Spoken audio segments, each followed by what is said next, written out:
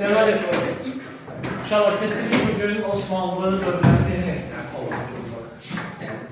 Uşaqlar, Osmanlılar deməli, qayı boyundan idi. Səlcuqlar hansı boydan idi? Qınıq boyundan. Səlcuqlar isə qınıq boyundan idi. Belə ki, Osmanlıların qullanı çıxması, Böyük Səlcuq İmperiyasının parçalanmasından sonra Rum, yəni Anadolu Səlcuq Sultanlığı yaranmışdı. Böyük Səlcuq parçalanmasından sonra. Və bu zaman qayılara da rəhbərlik edirdi Süleyman Şah. Qayılara Süleyman Şah rəhbərlik edirdi. Daha sonra Süleyman Şahdan sonra isə oğlu Ertuğrul Qazinin hakimiyyəti, daha doğrusu rəhbərlik etdiyi dövrdə Böyük Səlcuq Sultanı, Anadolu Səlcuq Sultanı Əlaəddin Keykubat Domanistanını, İrməni yaylasını və Söyüdlünü qışlaq kimi vermişdi qayılara.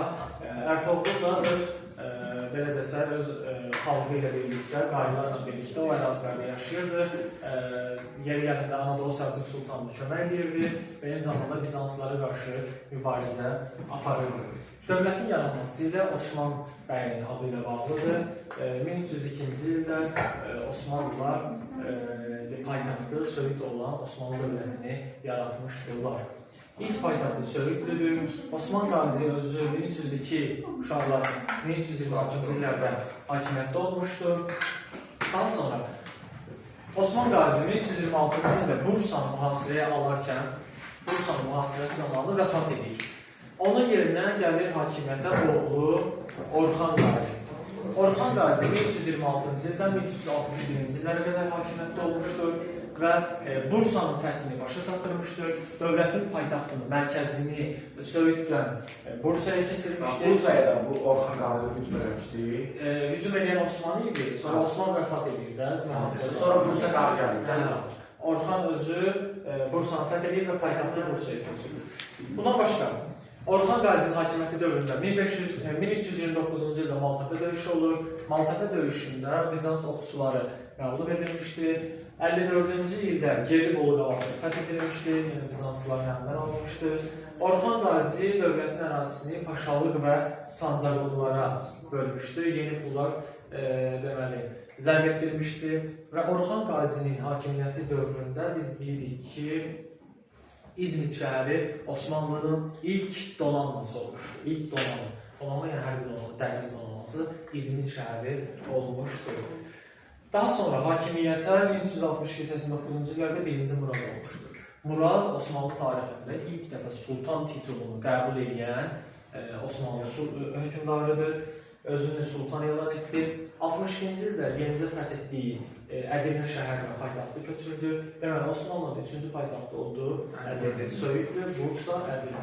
Bursaya köçürmüşdü Orxan, Ədirnə isə köçürdü deməli Murad. Muradın əsas istiqaməti Balkan yarımadası idi. Balkanlara daha çox hücum edirdi və bu zaman Balkan yarımadasına hücum edən zaman 1371-ci ildə Çirmən döyüşü, 1389-cu ildə isə Kosovo döyüşləri olmuşdu. Çirmən döyüşündə 71-ci ildə Serbiləri məğlub edib, Bolqaristan və Serbiya asılı salınmışdı. Sonralar 89-cu ildə Serbilər qisas məqsədi ilə yenidən Osmanlıya hücum edirlər. Kosovo döyüşündə də təbii ki, 1-ci Murad qələbə qazanır. Lakin Murad döyüş meydanında gəzərkən, ölüləri yoxlayarkən və döyüş meydanında yoxlayarkən biri özünü ölüyə vurmuş bir Serb tərəfindən xəncərlə yaralanır və bir neçə gün sonra vəfat edir. Muradın ölümündən sonra hakimiyyətə oğlu 1-ci Bəyazid gəlmişdi 1389-dan 1402-ci ilə qədər. Baxın, deyirik ki, Serbiyanın, Bolqaristanın asılı salınması Muradın dövründə. Amma Bolqaristanın tamamilə fəthin başa çatdırılması isə Bəyazidin dövründə. O da 1396-cı ildə Niqbolu döyüşündən sonra olmuşdu. Niqbolu döyüşündən sonra baş verilmişdir. Sonra biz Yıldırım Bəyazıda qədər keçdik. İndi bundan sonra Bəyazıda davam edirik. 1402-ci ildə Teymuri mövzusunda da keçdik. Ankara döyüşü baş vermişdi. Ankara döyüşündə iki böyük Türk hökmdarı üz-üzə gəlmişdi və Teymur Hindistanın gətirdiyi döyüş filləri sayəsində Bəyazıdı məğlub etmişdir və Osmanlı'na tabi etmişdir. Sonra biz hökmdarlar haqqında keçmirik, yəni uzun müddət təqribən 50 ilə yaxın. 51-ci ildə isə deyirik ki, hakimiyyətə gəlmişdi Fatih Sultan Mehmed, hələ Fatih deyil, 2-ci Mehmeddir. 51-də hakimiyyətə gəlir, hakimiyyətə gəldikdən sonra isə Konstantinopolu tutmağa çalışırdı Bizansı. Baxın, Bizansı fəth eləməyə çalışırdı ən çox Bəyazid. Amma Bəyazid Konstantinopolu fəth edə bilmir. Nə üçün? Çünki bu Ankara döyüşü baş verir. Teymurla Bəyazidin üz-üzə gəlməsi Konstantinopolun fəthini 50 il dala salır. 50 il değil. Oğlum Mehmet gəldi. Mehmet hakimiyyətə gələndən sonra hazırlıq görür Konstantinopol tutmaq üçün 2 aylıq mühasirədən sonra 53-cü ildə 2 aylıq mühasirədən sonra mayın 29-da Konstantinopol fəth edilir və beləliklə Bizans imperiyası sonuçlanır.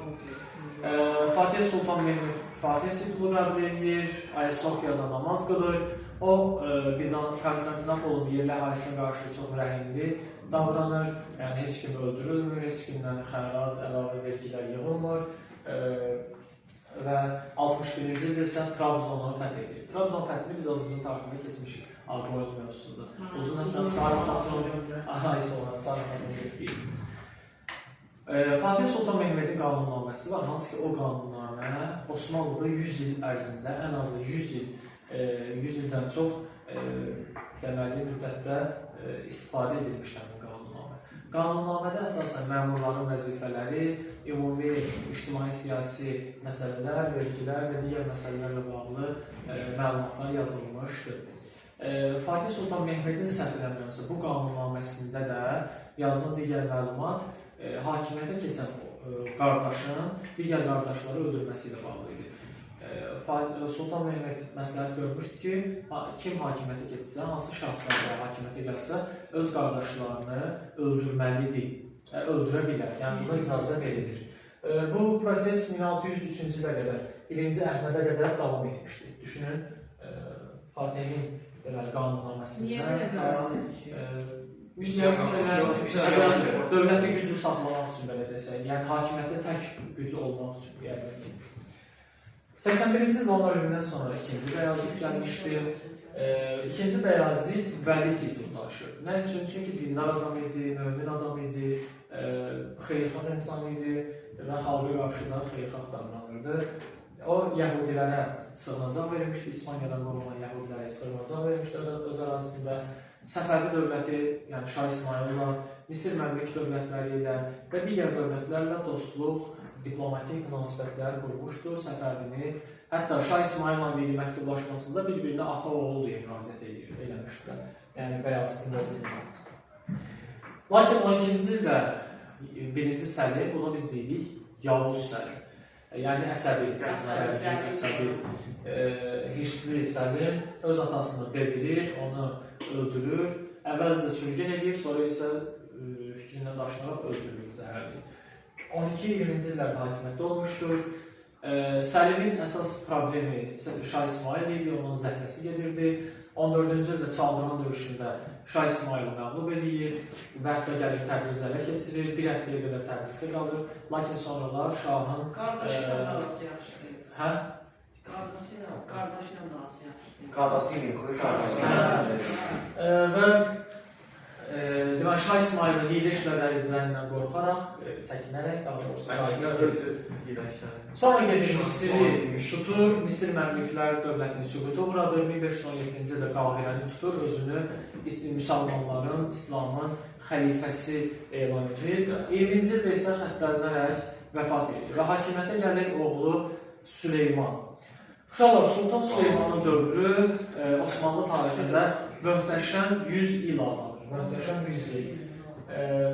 Süleyman dövrü üçün çox mühüm hadisələr var, amma elə hakimiyyət olur ki, 100 il ərzində təsirdə sağlayacaq. Uşaqlar, ilk olaraq, bulasın, gələn kimi 1521-ci ildə Belqradı fəth edir, 21 Belqradı fəth edir.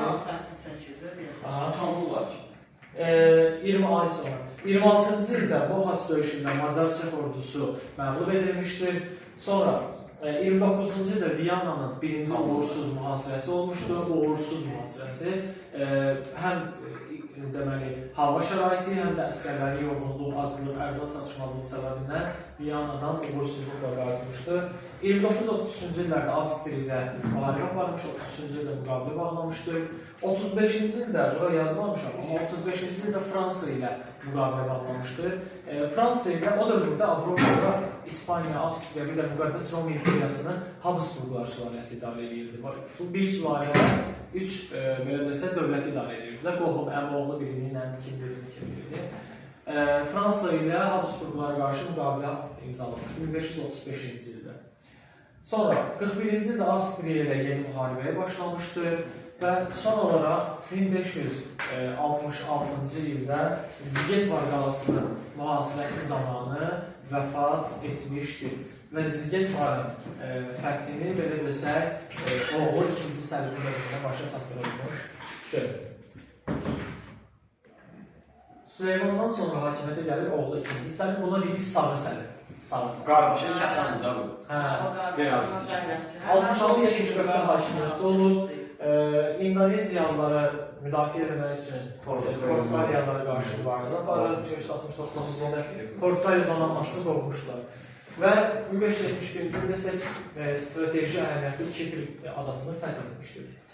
3-cü Muradın dövründə 74-95-ci illərdə Səfəv-Osmanlı müharibəsinin ikinci mərhələsi başlamışdı. Azərbaycanın böyük bir hissəsi Osmanlı tərəfindən işğal edilmişdi. Birinci İstanbul müqaviləsi bağlamışdı Səfəvilərlə. Sonra Əhmədin dövründə 1600-1617-ci illərdə birinci Əhmədin dövründə artıq qəfəs üsulu başlayır. Uşaqlar, qəfəs üsulu nədir? Yəni ki, qardaşlar, hakimiyyətə gələn qardaş o bir qardaşı artıq öldürmür. Əvəzində sarayda bir otaqda saxlanılırdı, orada yeyir, içirdi, böyüyürdü. Sadəcə qəfəs, zindan kimi, qəfəs ona görə deyirlər. Yəni, çox ətraf aləmdən belə desə əlaqəsi olur. Birdən nəsə olar, hökümdar ölərsə yerinə gələrdi. Ki, elə bir şey də olur. Əhməd ölür və yerinə qardaşı Mustafa gəlmişdi. Amma o da Dəli Mustafa idi. Dəli Mustafa idi və... O da ki, idarə edə bilməz, nəticə görmür. İdarə edə baş vəzir idarə edir, sonra ama 2-ci Osman gəlir. O şeydir. Kim? Mənim şey deyir, bu Səlimlə bəzi ki, qardaşı vardı, Qozbey. Cihangir. Hə, Cihangir. Yazıqı bədbəxt. Sonra qəfəs üsulunu dedik. Əhmədin dövründə başlayır. Sonra 2-ci Osmanlı dövründə Səfəvilərdə dostluq münasibətləri qurulmuşdu. Şah Abbasla dostluq münasibətləri qurulmuşdu. 4-cü Murad dünya tarixinin ən qəddar hökümdarlarından biridir. 23-40-cı illər. Çox qəribə qadağaları var. Məsələn, gecə küçədə fanarsız gəzən öldürülürdü, içki içən öldürülürdü, tütün çəkən öldürülürdü, meyxanəyə gedən öldürülürdü. Məsələn, Yəni, bar, klub deyilən. Yəni, səhv qəribə qadağaları var idi. 35-də İrəvan tutmuşdu. 38-ci ildə Bağdad tutmuşdu. 39-da isə Qəsr-i-Şirin müqaviləsi imzalanmışdı Səfəvilərdə. 1639 o yapılmaz. Uşaqlar, Osmanlıda 2 cür ordu var idi. Yeniçəri və Akıncı. Akıncılar süvari dəstələri idi. Yeniçərilər isə piyadalar idi. Əsasən belə desək, qeyri müsəlmanlardan toplanırdı, böyüdülürdü, tərbiyyə edirdi. Yeniçərilər etiraz edilmişdi. Kimin adı mənə? Məhməd. Mustafa. Mustafa. 2 dənə də torpaq mülkiyyət forması var idi. Timar, Ziyada. Timar, sakit olmadan. O da torpaq. Hərbiçilərə, kiçik hərbiçilərə, məmurlara verilən kiçik torpaqlar idi. Ziyafət isə 14-cü əsrin sonlarından etibarən daha böyük şəkildə, böyük ərazilərə əldə etməklə ordu başçılarına, iri məmurlara verilirdi. Bir də uşaqlar, Osmanlı idarəçiliyi başda sultan dururdu, sonra baş vəzir var idi. Bir də Osmanlıda mali işlərdə dəftərdar baxırdı, dəftərdar adlı şəxs. Xəzinədar var idi o dövrdə. Hə, yəni dəftərdar.